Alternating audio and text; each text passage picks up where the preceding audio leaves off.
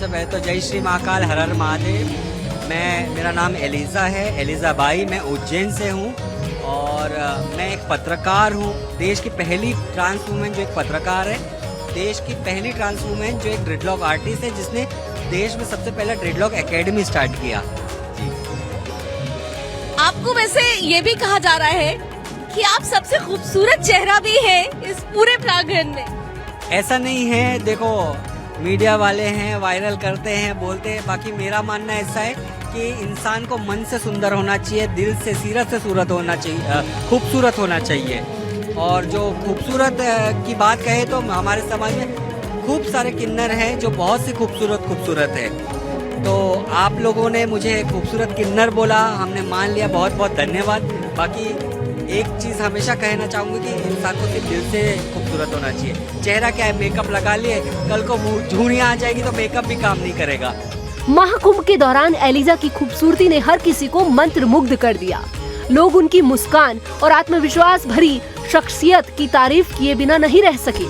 उनकी लंबी और घनी जटाएं भी खास आकर्षण का केंद्र बनी। जब वह अपनी जटाओं को खोलती है तो लोगों की निगाहें उन पर ठहर जाती है। उनकी जटाएं न केवल उनकी सुंदरता को बढ़ाती है, बल्कि यह उनकी अद्वितीय पहचान का प्रतीक बन चुकी है। जटाएं यहाँ पर सवारी भी जाती है और आप बकायदा ट्रेनिंग देती हैं। मैंने यहाँ पे कुछ तस्वीरें देखी, मैं कैमरामैन जीतू को कहूँगी जरा दिखाएं कि एलिजा कैसे यहाँ पर जटाओं को संवारती हुई नजर आ रही है और उनकी खुद की जटाएं। संभव है कि इसे हम देख पाए। देखिए एलिजा जी की, आइए देखिए।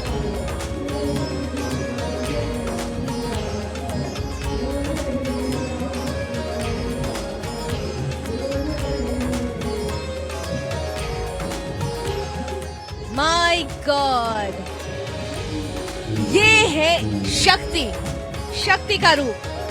ये कितनी लंबी है? थोड़ा सा अपनी जटाओं के बारे में हमारे दर्शकों को बताइए। जी। हाइट है, जितनी मेरी हाइट है 5 फीट 10 इंच, उतनी मेरी ये जटा है। ऊपर से नीचे तक लीजिए, जितनी उनकी हाइट है उतनी बड़ी ये जटाएं हैं। 10 इयर्स हो गए हैं, 10 इयर्स हो गए हैं। ये एक तरीके से प्रोफेशनल तरीके से होता है, इसका भी एक प्रोसेस होता है। इसको कैरी करना बहुत मुश्किल होता है।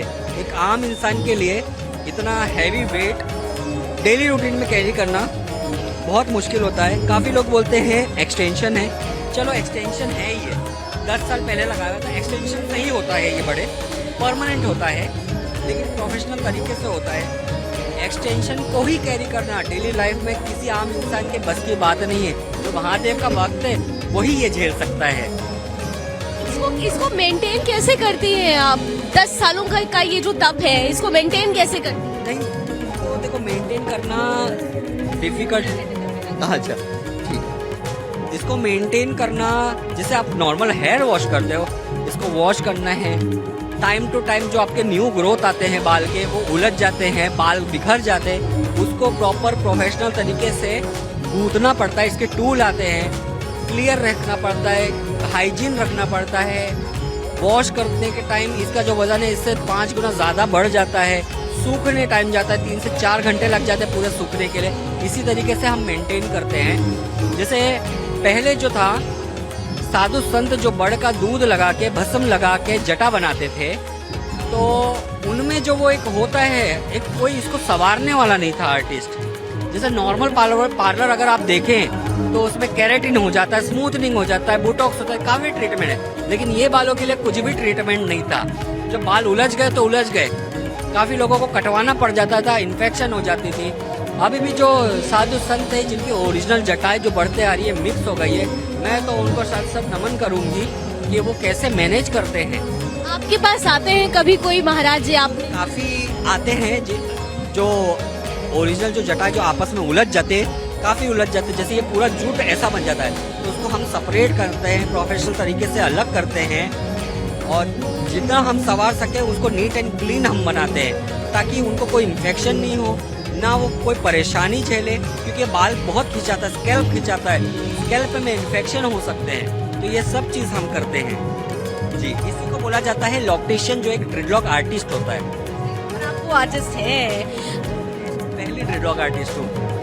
देखिए तीन खासियत मेरे यहाँ पर जुड़ चुकी है एलिजा जी के साथ। देश की पहली पत्रकार, किन्नर पत्रकार, और सबसे खूबसूरत कुंभ में आने वाली आप किन्नर कही जा रही हो, और साथ ही साथ अब देश की सबसे पहली ड्रेडलॉक आर्टिस्ट ये मेरा पहले से टैग है, क्योंकि ड्रेडलॉक करते हुए मुझे 10 साल हो गए हैं। और इस चीज़ का जो एक प्रॉपर एकेडमी होता है जहाँ ट्रेनिंग हम सिखाते हैं कि कैसा संवारा जाए, कैसा लगाया जाए जटाएं, तो वो अपने देश में नहीं था, बाहर देश में सदियों से चल रहा है। तो वो हमने फ्रांस के ट्रेनर से सीख के देश में सबसे पहला उस चीज़ की एकेडमी हमने उज्जैन और इंदौर में डाले 2018 में। महाकुंभ में किन्नर अखाड़ा हमेशा से चर्चा का विषय रहा है, लेकिन इस बार एलिजा की उपस्थिति ने इसे और खास बना दिया। उनकी उपस्थिति ने यह संदेश दिया कि किन्नर समाज न केवल अब शक्ति और भक्ति का प्रतीक है, बल्कि अब वे शिक्षा, पत्रकारिता और समाज के हर क्षेत्र में अपनी पहचान बना रहे हैं। पहले जो है एक जैसे प्रोफेशनल लाइन हो गया, जॉब कहे, बिजनेस कहे, तो किन्नर समाज को सपोर्ट नहीं मिलता था। अब वो चीज़ एक्सेप्टेंस जो है वो दिखने में आ रहा है, हालांकि 100% तो है नहीं, बाकी लोग एक्सेप्ट कर रहे हैं, समाज भी एक्सेप्ट कर रहा है। मेरा यही निवेदन है लोगों से कि हमको एक जो ये है बधाई वगैरह जो है, ये तो हमारा जन्म अधिकार है, ये चलते रहेगा। इसके अलावा प्रोफेशनल लाइन में या चाहे जॉब हो, एजुकेशन हो, उसमें भी हमको सपोर्ट करिए ताकि हम आगे बढ़ें और हम भी देश का नाम करें। सम्मान मिलना शुरू हुआ है क्योंकि यूथ की सोच में, आज की जो प्रेजेंट जनरेशन है उसकी सोच में एक बदलाव आया है। तो आपको लगता है कि ये जो सम्मान जो धीरे धीरे और बढ़ता जाएगा, वो सम्मान आज की यूथ के बदली हुई सोच की वजह से है, सरकार की कोशिशों की वजह से है? बिल्कुल, देखो मैं ये कहना चाहूँगी, जो हमारे भारत सरकार है, मोदी सरकार है, उन्होंने हमारे किन्नर समाज के लिए या कहा जाए LGBT कम्युनिटी के लिए बहुत कुछ किया है। जहाँ हमारा कुछ अस्तित्व नहीं था, कुछ पहचान नहीं थी, उन्होंने हमारे को पहचान दिलाया है। अगर देखा जाए वोटर ID हो या कोई फॉर्म हो, मेल फीमेल के अलावा कोई पहचान ही नहीं थी, तो उन्होंने एक हमको पहचान दी, थर्ड जेंडर का एक दर्जा दिया, कॉलम में आया, आधार कार्ड पे आया या वोटर ID पे आया, हर जगह सम्मान मिल रहा है। और रही बात यूथ की, तो हाँ देखो, जैसे जैसे एजुकेटेड लोग आ रहे हैं, पहले के टाइम में इतना एजुकेशन पे लोग जोर नहीं देते थे, अब जैसे जैसे लोग जोर दे रहे हैं या एजुकेटेड हो, लिटरेट लोग आ रहे हैं, तो वो समझ रहे हैं। चाहे वो पेरेंट्स हो, पहले पेरेंट्स एक्सेप्ट नहीं करते थे, ऐसे बच्चे को हटा देते थे, अपने से अलग कर देते थे, त्याग देते थे। लेकिन अब जो है, अब कुछ पेरेंट्स जो है, जो एजुकेटेड है, वो एक्सेप्ट कर रहे हैं हमारे समाज को और हम जैसे बच्चों को। तो ये बहुत अच्छा है, अच्छा लगता है, ऐसे भी एक्सेप्ट करते रहिए। 100% एक्सेप्टेंस हो तो उस दिन हमको बहुत ज्यादा खुशी होगी। एलिजा राठौड़ का मानना है कि किन्नर समाज को अब मुख्य धारा में जगह मिल रही है और यह बदलाव समाज के लिए शुभ संकेत है। उनकी कहानी प्रेरणा देती है कि किसी भी कठिनाई को पार कर अपने सपनों को साकार किया जा सकता है।